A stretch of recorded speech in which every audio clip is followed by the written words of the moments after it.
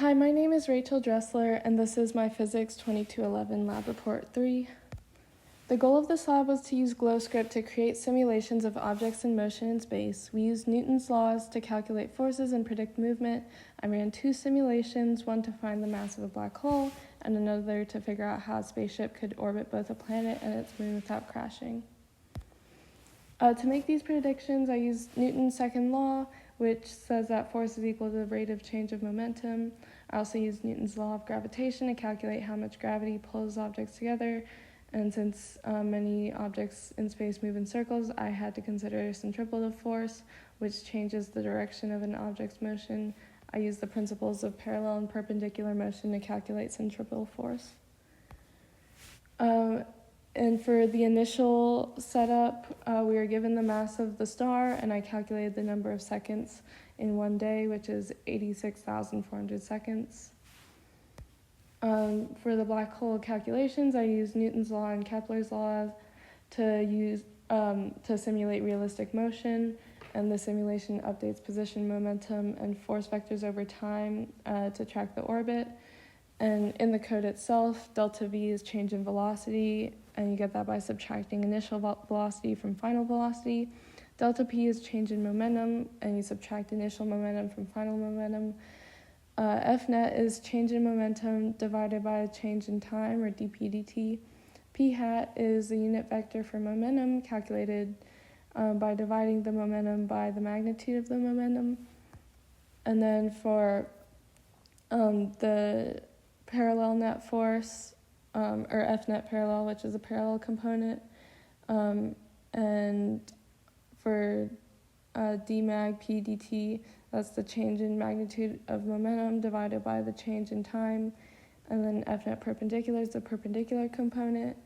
And since I already have net force and parallel force, I can solve for perpendicular force by subtracting parallel force from the net force.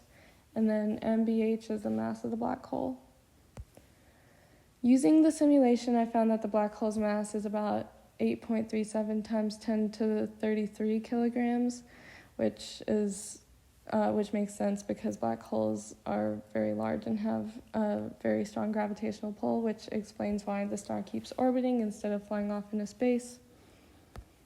For what does it mean? The net force of an object and the rate of change in momentum, dp dt, are connected by Newton's second law, F net equals dp dt. However, they affect motion in different ways. The parallel component of force changes the speed of the object, while the perpendicular component changes its direction without affecting speed. The same is true for momentum. Its parallel component changes how fast an object moves, and its perpendicular component makes the object turn. In an orbit, we see these effects when a star speeds up as it moves closer to the black hole, which is the parallel effect, and continuously changes direction, which is the perpendicular effect. By observing changes in speed and direction, we can measure how force and momentum change shape motion in space. Next, I simulated a spaceship trying to orbit both a planet and its moon. The challenge was to set the right speed so the ship wouldn't crash into either one. It had to be influenced by both the planet's and the moon's gravity, but not too much by either. After testing different speeds, I found that setting the spaceship's velocity at 13,000 meters per second in the x direction and 39,500 meters per second in the y direction kept in a stable orbit. This speed allowed it to loop around both the planet and the moon without crashing.